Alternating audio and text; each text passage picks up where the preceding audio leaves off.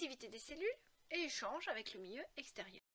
Alors, qu'est-ce que c'est qu'un homme? Un homme, c'est un ensemble organisé d'unités fonctionnelles. Vous allez me dire, j'ai rien compris. Alors je vous repose la question, c'est quoi une maison? Une maison, c'est un ensemble organisé de briques collées les unes sur les autres. Et ben oui, l'homme est constitué de briques. Et que sont ces briques? Ce sont des cellules. Donc on a ici des images de différents tissus.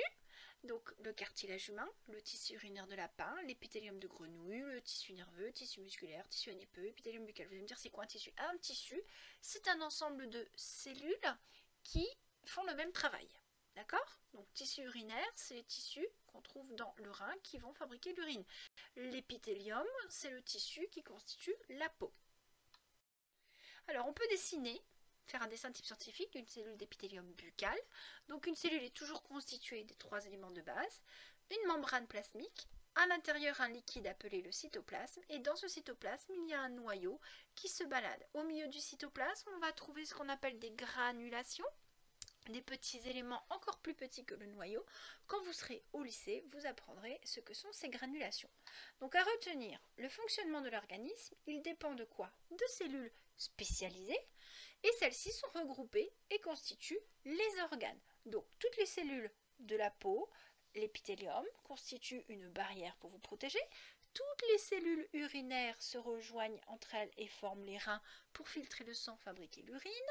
Toutes les cellules du foie se réunissent et forment un foie pour filtrer le sang, stocker le sucre, etc.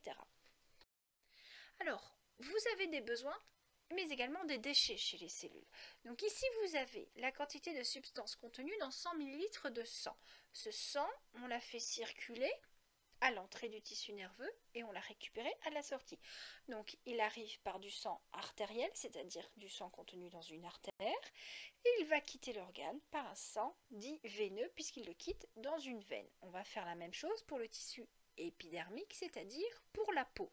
Et dans chaque tissu, on va mesurer la quantité de dioxygène donc à l'entrée du tissu dans son sang et à la sortie du tissu dans le sang sortant de ce tissu. On va faire la même chose pour le dioxyde de carbone, le glucose, et pour l'urée, c'est-à-dire la molécule de base constituant l'urine, ce liquide que vous éliminez régulièrement toutes les 2 heures en allant faire pipi.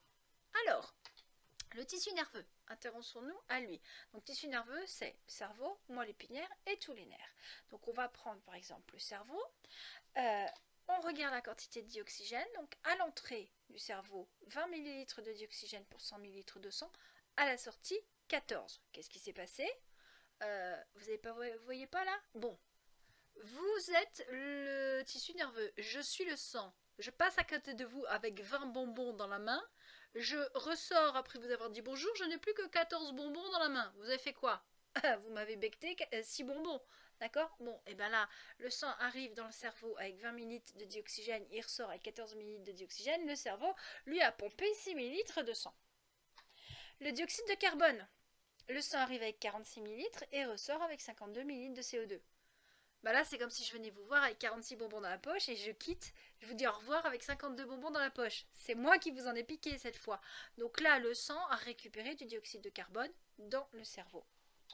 Pour le glucose, le sang arrive avec 90 mg et repart avec 80 mg. Le sang s'est fait piquer du glucose par le cerveau. Et l'urée? Alors à l'entrée du cerveau, 0,028 g par litre de sang. Et là, à la sortie, 0,03. On en a beaucoup plus. Donc le cerveau s'est débarrassé de l'urée et l'a mis dans le sang. Donc ici, on voit très bien qu'on a 2 produits qui sont consommés par le cerveau, dioxygène et glucose, et 2 produits qui sont rejetés par le cerveau, dioxyde de carbone et l'urée. Regardons pour le tissu épidermique, c'est-à-dire la peau, si c'est la même chose. Dioxygène, on en a moins à la sortie, consommé. Dioxyde de carbone, on en a plus à la sortie, rejeté. Glucose, on en a moins à la sortie, consommé. L'urée, on en a un peu plus à la sortie, rejeté. Donc à retenir que pour accomplir leur fonction et se renouveler, les cellules ont des besoins d'énergie et de matière. Elles rejettent également des déchets, le CO2 et l'urée. Donc les échanges entre l'organisme et le milieu extérieur, c'est-à-dire la respiration, la digestion, la transpiration, le rejet d'urine, permettent de satisfaire ces besoins en eau, en nutriments, en dioxygène et d'éliminer les les déchets, CO2, urine et fesses. Alors, pour ceux qui n'ont pas tout repigé, on respire, on fait rentrer de l'air, on va prendre l'oxygène, on rejette le CO2, on digère, on a mangé, on récupère le glucose, le sucre, on transpire, on élimine l'eau supplémentaire avec des sels minéraux, etc. Rejet d'urine, on va faire pépé, eh ben on élimine l'urée. Alors les fesses, oh bah c'est quand vous faites pas pipi aux toilettes, vous faites autre chose là, hein, la grosse commission ou la triple commission là, pour ceux qui regardent des dessins animés. Les fesses, ce sont les déchets des aliments que vous avez avalés et qui ne sont pas utilisables. Donc en fait, votre circuit intestinal, enfin digestif total, il met 24 heures pour récupérer tout ce qui est bon dans votre repas. Donc quand vous allez faire la grosse commission, vous éliminez les parties des aliments que vous avez mangés la veille et dans lesquels vous n'avez rien récupéré. Alors, on a un système de transport qui s'adapte. On a le même système de transport chez tous les animaux, à savoir une irrigation sanguine des organes. Donc là, on va parler des animaux supérieurs, les vertébrés. Ils ont du sang. On voit très bien ici le muscle cardiaque qui est irrigué. On voit le rein qui est irrigué. On voit une main qui est irriguée. Mais il n'y a pas que les vertébrés. Alors même si je vous ai mis un poisson ici et un lézard à droite, on a également un système circulatoire chez la crevette, chez l'abeille, chez la mygale. Donc on a toujours un système circulatoire de sang pour transporter les nutriments qu'on a récupérés. Alors ce système, il va s'adapter à l'effort. Exemple chez l'homme, quand vous faites des exercices d'intensité différentes, vous n'allez pas consommer la même chose. Donc, votre système circulatoire va devoir s'adapter. Prenons l'exemple d'un élève qui se tient assis. Sa dépense énergétique en jaune, 420 kJ par heure. Ses besoins en glucose pour ses muscles, 0,05 g par minute. Et son dioxygène utilisé, 0,4 litres par minute. Faites-lui faire une nage. Alors, vous voyez tout de suite sa dépense énergétique, piou, elle passe à 1900 kJ par heure.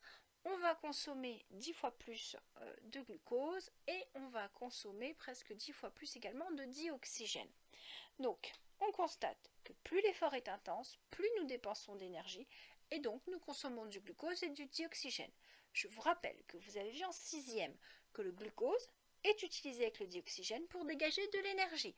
Ça va être de l'énergie thermique, de la chaleur que vous allez éliminer en transpirant, et de l'énergie chimique qui va servir à vos muscles pour se contracter. Qu'est-ce qu'on peut donc supposer? Que lors d'un effort, le sang va circuler plus vite afin d'approvisionner correctement les tissus. On est d'accord, vous avez besoin de plus de glucose et d'oxygène au niveau de vos muscles, il va bien falloir que le sang arrive plus vite.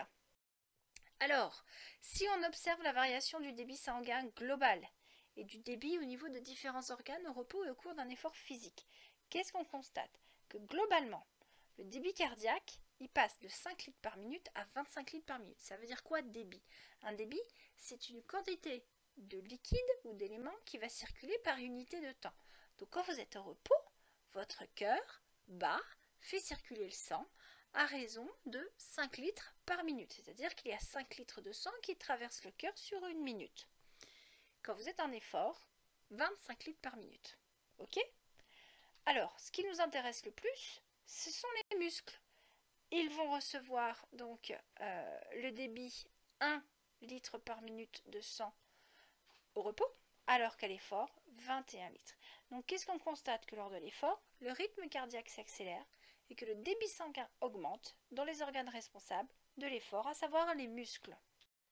Ce système circulatoire est capable de s'adapter donc à l'effort chez l'homme, mais peut s'adapter de manière différente à l'effort chez certains animaux qui subissent des contraintes particulières, par exemple le phoque de Weddell. Alors ce gros pépère là qui est en train de se dorer au soleil est capable de plonger plus d'1 heure et demie. On peut se demander comment est-ce qu'il fait pour tenir. Alors déjà, proportionnellement par rapport à sa masse, par rapport à nous, il a plus de sang. Donc s'il a plus de sang, il est capable de transporter plus d'oxygène. Mais de là à tenir 1 heure et demie, comment est-ce qu'il fait? Tout simplement parce qu'il est capable de modifier l'irrigation de ses organes pendant la plongée. Donc en orange, vous avez l'irrigation en temps normal et en bleu, vous avez l'irrigation pendant la plongée. Et vous voyez tout de suite que certains organes, comme le pancréas, le diaphragme, le foie, reçoivent beaucoup moins de sang pendant la plongée qu'en temps normal. Tout simplement parce qu'il va diriger son sang vers les organes plus importants nécessaires à la plongée. On va avoir également un système circulatoire qui va s'adapter aux saisons. C'est l'exemple des petites grenouilles des bois qui vont hiberner carrément sous les feuilles. Elles vont même en fait se congeler. Elles sont capables de résister au gel. Elles ont ce qu'on appelle un antigel naturel, c'est-à-dire qu'avant que l'hiver arrive, elles vont charger leur sang en glucose et ça va empêcher le sang de geler. Et au printemps, elles vont se réchauffer. Donc à retenir, tous les animaux disposent d'un système circulatoire. Le sang apporte aux organes ce dont il a besoin et récupère les déchets pour qu'ils soient rejetés hors de l'organisme.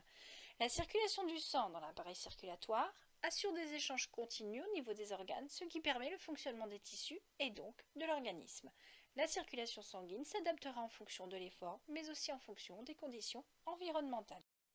Donc conclusion générale, le fonctionnement de l'organisme, ses échanges avec le milieu extérieur sont en relation avec l'activité des cellules.